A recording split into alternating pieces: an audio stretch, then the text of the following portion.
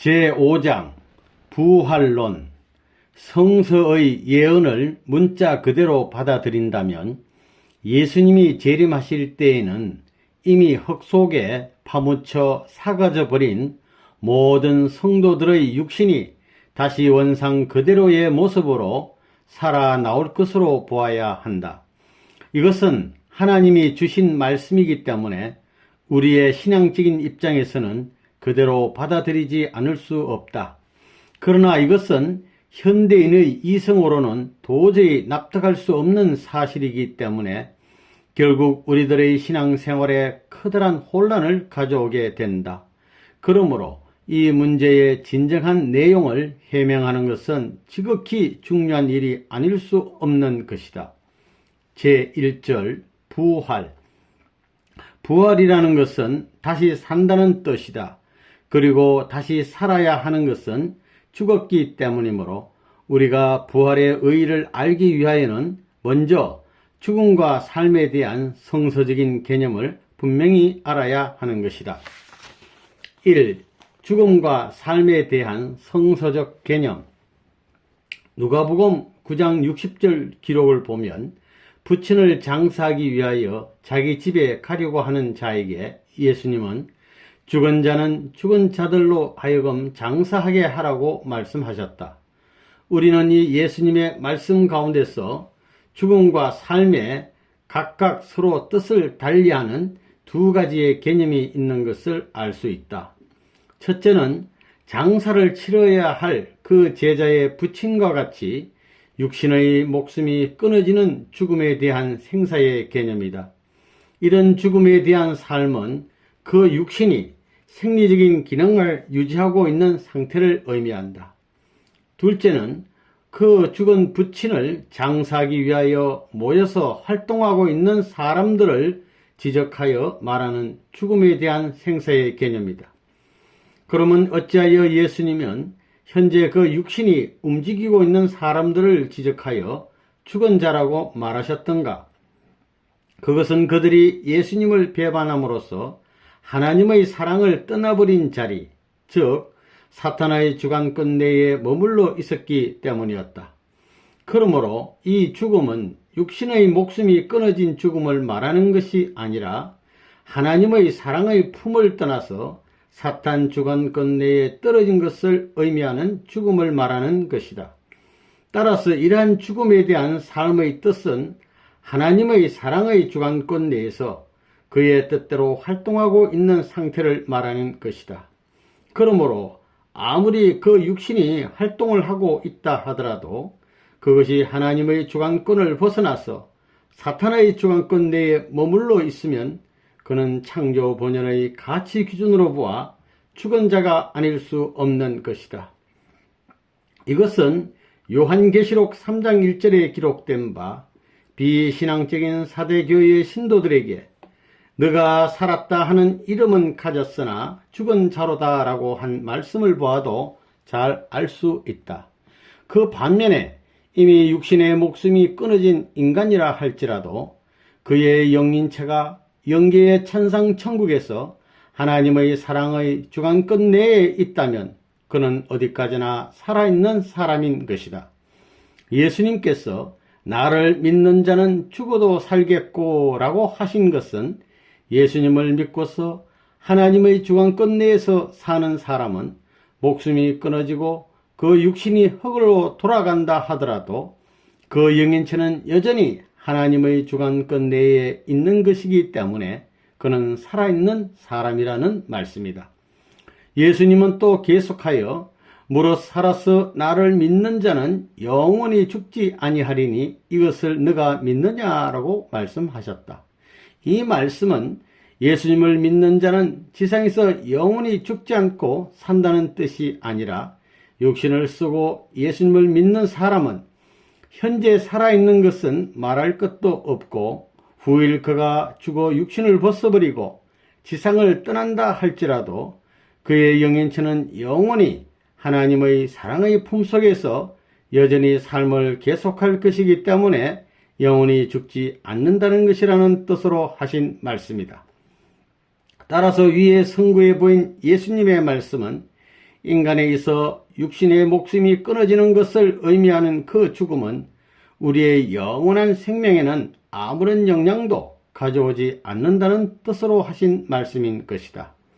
또 무릇 자기 목숨을 보존하고자 하는 자는 잃을 것이요 잃는 자는 살리리라 하고 하신 누가복음 17장 33절의 말씀도 육신을 보존하기 위하여 하나님의 뜻을 배반하는 사람은 비록 그 육신이 활동하고 있어도 그는 죽은 자요, 또 이와 반대로 하나님의 뜻을 위하여 육신을 희생하는 사람이고 보면 서로 그 육신은 흙 속에 묻혀 썩어버린다 할지라도 그 영인체는 하나님의 사랑 가운데 영존하게 될 것이기 때문에 그는 곧 살아있는 사람이라는 뜻이다. 이 타락으로 인한 죽음, 우리는 위에서 서로 뜻을 달리하는 두 가지의 죽음이 있다는 것을 알았다.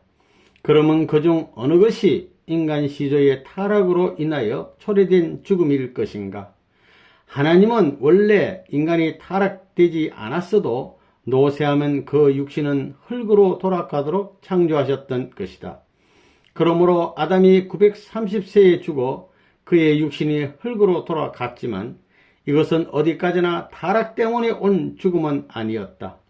왜냐하면 창조 원리에 의하면 육신은 영인체의 옷이라고도 할 수 있는 부분이어서 옷이 더러워지면 벗는 것 같이 육신도 노쇠하면 벗어버리고 그 영인체만이 무영세계에 가서 영원히 살게 되어 있기 때문이다. 물질로 된 생물체로서 영원성을 가지고 있는 것은 하나도 없다. 그러므로 인간도 이 창조 원칙을 벗어날 수는 없으므로 인간의 육신이라고 해서 영존할 수는 없는 것이다. 만일 인간이 지상에서 육신을 쓴 채로 영존한다면 영인체에 갈 곳인 무영세계는 당초부터 창조할 필요도 없었을 것이다. 원래 무영세계는 타락한 인간의 영인체가 가서 살게 하기 위하여 인간이 타락된 이후에 창조된 것이 아니라 이미 인간이 창조되기 전에 창조 목적을 완성한 인간들이 지상에서 생활하다가 육신을 벗은 후에 그 영인체가 가서 영원히 살 수 있는 곳으로서 창조되어 있었다는 것을 알아야 한다.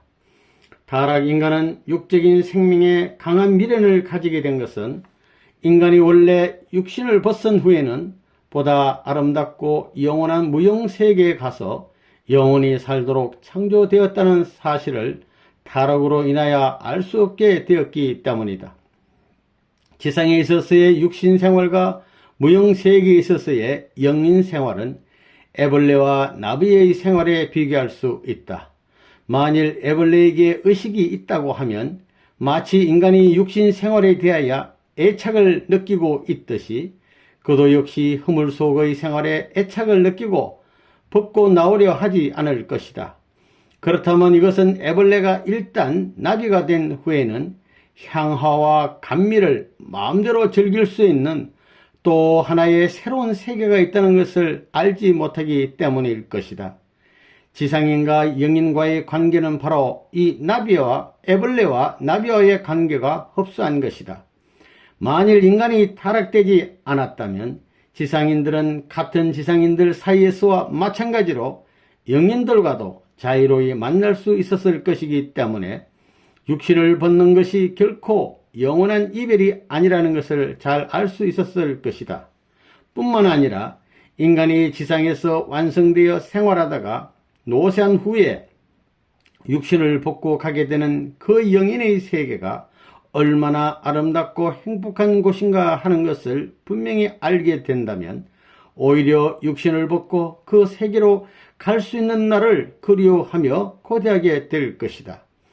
위에서 논술한 두 가지의 죽음 중에서 육신의 목숨이 끊어지는 것을 의미하는 죽음이 타락으로 인한 죽음이 아니라는 것을 알게 된다면 사탄 주관권 내에 떨어지는 것을 의미하는 죽음이 곧 타락으로 인한 죽음이라는 결론이 나오는 것이다.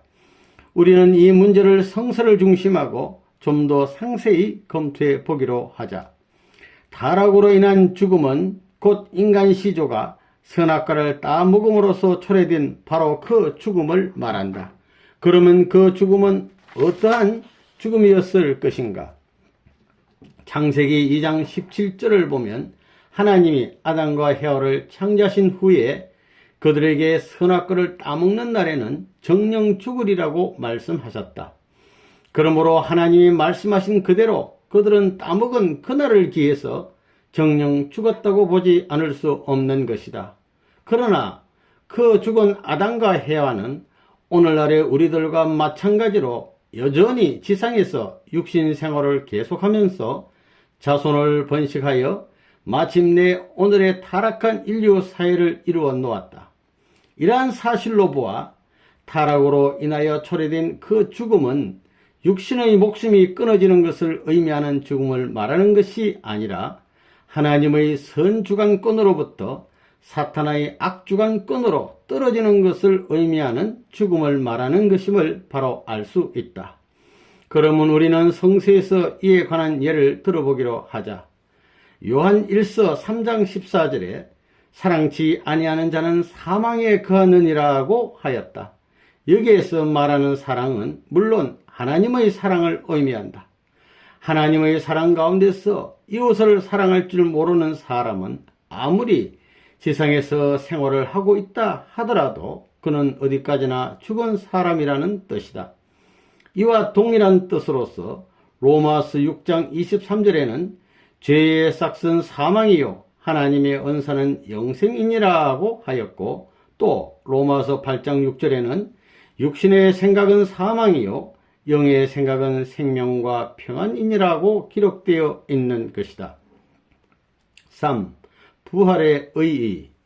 우리는 이제까지 인간이 목숨이 끊어져서 그 육신이 흙으로 돌아가는 것을 타락으로 인한 죽음인 것으로만 알고 있었다. 따라서 이러한 죽음으로부터 다시 살아나는 것을 성서가 의미하는 부활이라고 해석하여 왔기 때문에 이미 타계한 성도들의 부활은 곧 흙으로 분해되었던 그 육신이 다시 원성대로 살아나는 것으로 이루어지리라고 믿고 있다. 그러나 창조 원리에 의하면 이러한 죽음은 인간 조상의 타락으로 말미암아 초래된 것이 아니다.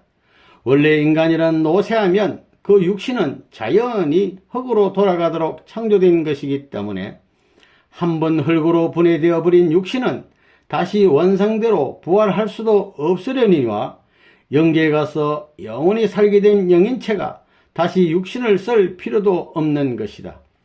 그러므로 부활은 인간이 그의 타락으로 초래된 죽음, 즉 사탄 주관권 내에 떨어진 입장으로부터 복귀 승리에 의하여 하나님의 직접 주관권 내로 복귀되어 나아가는 그 과정적인 현상을 의미하는 것이다.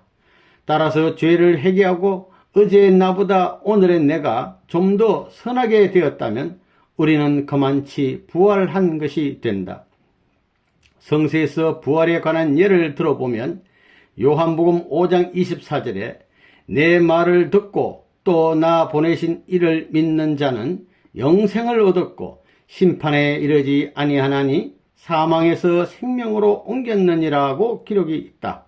이것은 예수님을 믿음으로 말미암아 사탄의 품속을 떠나 하나님의 사랑의 품 안으로 돌아가는 것이 곧 부활이라는 것을 의미한 말씀인 것이다. 한편 또 고린도전서 15장 22절에는 아담 안에서 모든 사람이 죽은 것 같이 그리스도 안에서 모든 사람이 삶을 얻으리라고 기록되어 있는데, 이것은 아담으로 말미암아 사탄의 혈통을 이어받게 된 것이 사망이요 여기에서부터 그리스도로 말미암아 하늘의 혈통으로 돌아가는 것이 부활이라는 것을 의미한 말씀인 것이다. 4. 부활은 인간에게 어떠한 변화를 일으키는가? 선악과를 따먹는 날에는 정령 죽으리라고 하신 하나님의 말씀대로 선악과를 따먹고 타락된 아담과 헤어는 죽은 것이 사실이었다. 그러나 그들에게는 외형적인 아무런 변이도 일어나지 않았다. 변한 것이 있었다면 불안과 공포로 인하여 순간적으로 그들의 안색이 변한 정도였을 것이다. 그러므로 타락된 인간이 선악과를 따먹기 이전의 인간으로 부활된다 하더라도 그의 외형상에는 아무런 변화도 생기지 않을 것이다. 성신으로 중생한 사람은 중생하기 이전에 비하여 분명히 부활한 사람임에 틀림이 없다.